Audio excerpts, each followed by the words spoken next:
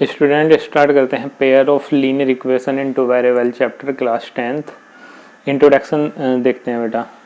तो बात करते हैं सबसे पहले लीनियर इक्वेशन क्या होती है। ठीक है, लीनियर इक्वेशन का आपको पता है कि जैसे मैं लिखता हूँ बेटा ax plus B is equal to 0। तो यहाँ पे आप देखें हैं कि जो वेरिएबल है x उसकी पावर कितनी है 1 है, तो हम इसको क्या बोलेंगे लीनियर इक्वेशन बोलेंगे।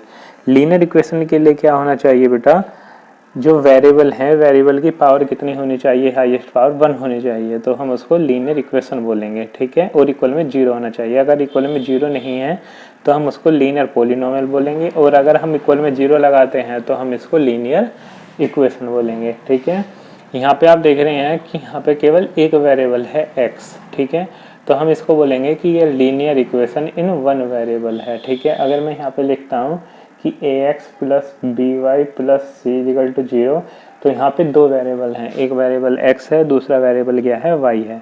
तो ये जो इक्वेशन है बेटा हमारी, इसको हम बोलेंगे कि ये हमारी लीनियर इक्वेशन है, लीनियर इक्वेशन है इन टू वेरिएबल। ठीक है, क्योंकि यहाँ पे दो वेरिएबल हैं x और y। ठीक है, और इसके बाद देखते हैं बेटा, मैं एक linear equation in two variable लिखता हूँ a1x plus b1y plus c1 is equal to 0। ये क्या है, ये एक linear equation in two variable है। मैं एक दूसरी इक्वेशन लिखता हूँ a2x plus b2y plus c2 is equal to 0। ठीक है, ये linear equation in two variable है, ये भी linear equation in two variable है, और दोनों इक्वेशन को बेटा हम एक साथ क्या बोलेंगे कि ये पेयर ऑफ लीनियर इक्वेशन है हमारी, pair of linear equation in two variable.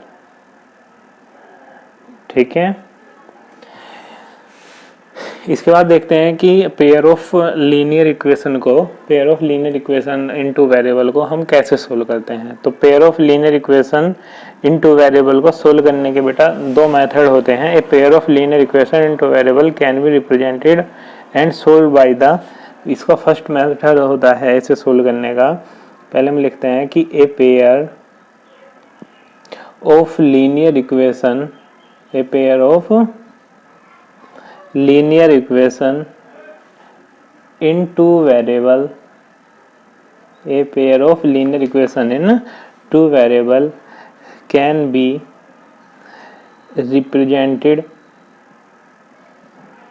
represented and solved by the, first method है बेटा graphical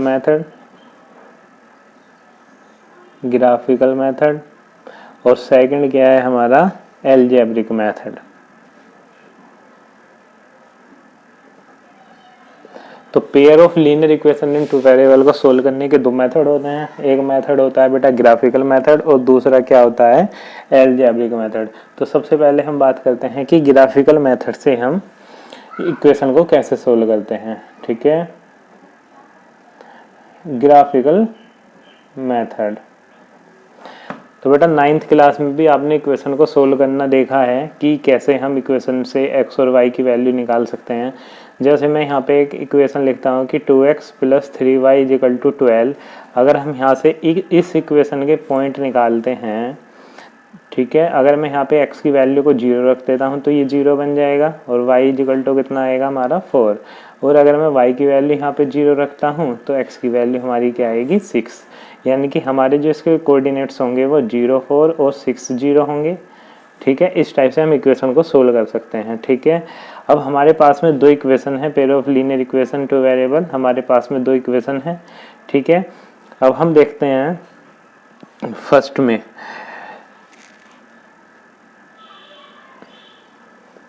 हमने बेटा फर्स्ट वाली जो इक्वेशन है हमने इसको सोल्व करा और हमने यहाँ इसके पॉइंट निकाले। इसी टाइप से हमने सेकंड इक्वेशन को सोल्व करा और हमने इसके पॉइंट निकाले, और उनको हमने क्या किया बेटा ग्राफ में पॉइंट को प्लॉट किया। ठीक है, सपोज हमारी फर्स्ट वाली जो इक्वेशन है हमने इसके पॉइंट निकाले। ठीक है, और ये हमारी इस टाइप से बन रहा है। ठीक है, पॉइंट निकालने के बाद हमने ग्राफ में इसको प्लॉट किया तो पॉइंट हमारे इस टाइप से बन रहे हैं। ठीक है, यहाँ पे या यहाँ पे कोई आ सकता है, ठीक है। अब हमने सेकंड इक्वेशन को सोल्व किया, सेकंड इक्वेशन को सोल्व करके हमने इसके पॉइंट निकाले और पॉइंट निकालने के बाद हमने इसको ग्राफ पे प्लॉट किया, तो ये इस टाइप से इसका ग्राफ बन रहा है, ठीक है। इस टाइप से इसकी लाइन आ रही है ना, इस इक्वेशन की। लीनियर इक्वेशन जो होती है बेटा, उसका जो ग्राफ होता है हमेशा एक स्ट्रेट लाइन होता है, ठीक है। तो हमने फर्स्ट वाली इक्वेशन के पॉइंट निकाले, उनको ग्राफ पे प्लॉट किया, तो वो एक स्ट्रेट लाइन आई। हमने दूसरे को सोल्व करा, उसकी भी स्ट्रेट लाइन आई, और दोनों लाइन आपस में एक पॉइंट को, दोनों लाइन को एक पॉइंट पे इंटरसेक्ट करनी है। तो ये दोनों लाइन आपस में एक दूसरे को एक पॉइंट पे इंटरसेक्ट करनी है, तो एक पॉइंट पे इंटरसेक्ट करनी है, तो बेटा इसका क्या होगा, वन सॉल्यूशन होगा केवल, ठीक है। क्या होगा, वन सॉल्यूशन होगा। और ये जो पेयर है हमारा लाइन का, इनका हम क्या बोलेंगे कि ये हमारा कंसिस्टेंट है, ये हमारा क्या है, कंसिस्टेंट है, ठीक है। इसके बाद सेकंड देखते हैं। सेकंड में ऐसा हो सकता है बेटा कि हमने फर्स्ट वाली इक्वेशन को सोल्व किया, उसके पॉइंट हमने ग्राफ पे प्लॉट किए, ठीक है, वो हमारे इस टाइप से आ गया है, ठीक है। अब हमने सेकंड वाली इक्वेशन को सोल्व किया, उसके पॉइंट हमने ग्राफ पे प्लॉट किए, तो उसकी लाइन कुछ इस टाइप से बनी है, ठीक है। अब आप देख रहे हैं कि दोनों जो लाइन हैं आपस में एक दूसरे को एक भी पॉइंट पे इंटरसेक्ट नहीं कर रही हैं, ठीक है।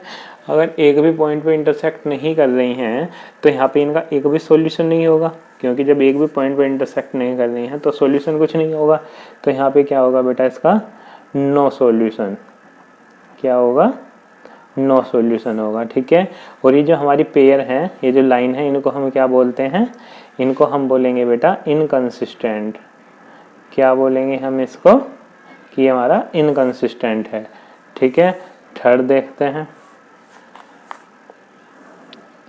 थर्ड में बेटा ऐसा हो सकता है कि हमने फर्स्ट वाली इक्वेशन को सोल्व किया, उसके पॉइंट हमने निकाले, उनको हमने ग्राफ में प्लॉट किया, तो वो हमारा इस टाइप से बना, लाइन जो आई है। अब हमने सेकंड वाली इक्वेशन को सोल्व करा, उसके पॉइंट हमने ग्राफ पे प्लॉट किए, तो वो पॉइंट जो है वो इसी लाइन के ऊपर आ रहे हैं, ठीक है। वो वाले जो पॉइंट हैं वो भी इस लाइन के ऊपर आ रहे हैं। तो यहाँ पे इस टाइप से इस लाइन पे इसके बहुत सारे सॉल्यूशन होंगे, है ना। तो यहाँ पे क्या होगा, मैनी सॉल्यूशन होगा, क्या होगा, मैनी सॉल्यूशन होगा, ठीक है। और ये जो हमारी दोनों लाइन है, इस पेयर को हम क्या बोलेंगे बेटा, कि ये हमारा कंसिस्टेंट है एंड डिपेंडेंट। क्या बोलेंगे इसको हम, कंसिस्टेंट एंड डिपेंडेंट बोलेंगे, ठीक है। इसके बाद बेटा सेकंड मेथड हम इसका देखते हैं, अलजेब्रिक मेथड। तो अलजेब्रिक मेथड क्या है बेटा इक्वेशन सोल्व करने का, इसको देखते हैं। तो अलजेब्रिक मेथड जो है इक्वेशन को सोल्व करने का, उससे हम तीन मेथड से इक्वेशन को सोल्व कर सकते हैं। फर्स्ट मेथड है बेटा हमारा एलिमिनेशन मेथड। फर्स्ट मेथड क्या है हमारा, एलिमिनेशन मेथड। सेकंड मेथड है बेटा हमारा सब्स्टिट्यूशन मेथड। सेकंड क्या है, सब्स्टिट्यूशन मेथड। और थर्ड है हमारा बेटा cross multiplication method. Cross multiplication method से इक्वेशन सोल्व करने के लिए आपके एग्जाम में क्वेश्चन भी पूछ लिए जाते हैं, ठीक है।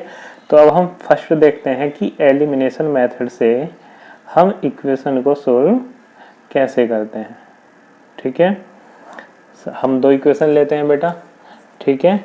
एक इक्वेशन लेते हैं हम कि x plus Y equal to हमारे पास क्या है, 12 है। हम एक दूसरी इक्वेशन लेते हैं कि x minus Y equal to हमारे पास में कितना है, 10 है। और हमें यहाँ से क्या करना है, इक्वेशन को सोल्व करनी है और x और y की वैल्यू फाइंड करनी है। तो एलिमिनेशन मेथड से हम क्या करेंगे, ये हमारी इक्वेशन 1 है, ये इक्वेशन 2 है, ठीक है। अब दोनों इक्वेशन को हम क्या करते हैं बेटा, ऐड करते हैं। तो ऐड करने पे क्या होगा, प्लस माइनस वाले कैंसिल हो जाएंगे, x और x हमारा क्या होगा, 2x होगा। 12 और 10 हमारा कितना होगा, 22 होगा। इसको हम कैंसिल करेंगे तो x इजिकल टू हमारा क्या आएगा बेटा, यहाँ से 11 आएगा। अब x इजिकल टू 11 हम फर्स्ट इक्वेशन में रख देते हैं। तो यहाँ पे लिखेंगे हम put the value of x is equal to 11 in equation 1 में इस वैल्यू को हम रखते हैं। तो यहाँ पे आप देखेंगे कि 11 plus Y is equal to 12 या y is equal to 12 minus 11 या y is equal to 12 minus 11 1। ठीक है, तो x की वैल्यू हमारी 11 है बेटा और y की वैल्यू हमारी क्या है 1 है। अब आप चेक भी कर सकते हैं यहाँ से कि 11 प्लस 1 जो होगा वो कितना होगा 12 होगा। तो ये हमारा कौन सा मेथड था, एलिमिनेशन मेथड था। इसके बाद हम देखते हैं सब्स्टिट्यूशन मेथड। सब्स्टिट्यूशन मेथड से हम इक्वेशन को कैसे सोल्व करेंगे। ठीक है,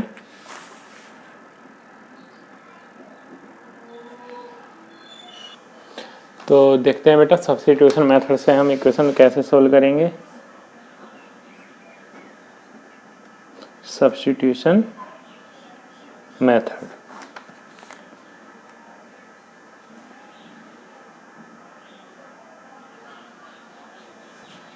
तो एक इक्वेशन बेटा हम लेते हैं कि x plus Y equal to हमारे पास में कितना है 12 है, और दूसरी इक्वेशन हम लेते हैं कि 2x plus Y equal to हमारे पास में कितना है 10 है। हमारे पास में दो इक्वेशन है और दोनों इक्वेशन को सोल्व करके सब्स्टिट्यूशन मेथड से हमें x और y की वैल्यू फाइंड करनी है। तो देखेंगे अब फ्रॉम इक्वेशन 2 से मैं क्या करता हूँ, यहाँ से y की वैल्यू निकालता हूँ। तो y equal to 10 minus 2x होगा। ठीक है, y इक्वल टू कितना होगा 10 माइनस 2x होगा, और इस वैल्यू को हम इक्वेशन 1 में रखते हैं। Put the value of y in equation 1। y की वैल्यू को हम किस में रखते हैं, इक्वेशन नंबर 1 में रखते हैं। तो यहाँ से आप देखेंगे कि x plus 10 minus 2x is equal to 12। ठीक है, x में से 2x को माइनस करेंगे तो माइनस x, यहाँ पे 12 माइनस 10 हुआ, और यहाँ पे minus x is equal to 12 में से 10 को माइनस करेंगे तो क्या आएगा बेटा माइनस 2 आएगा, यानी कि x इज इक्वल टू 2। अब x इज इक्वल टू 2 जो है हम उसको इक्वेशन नंबर 3 में रख देते हैं।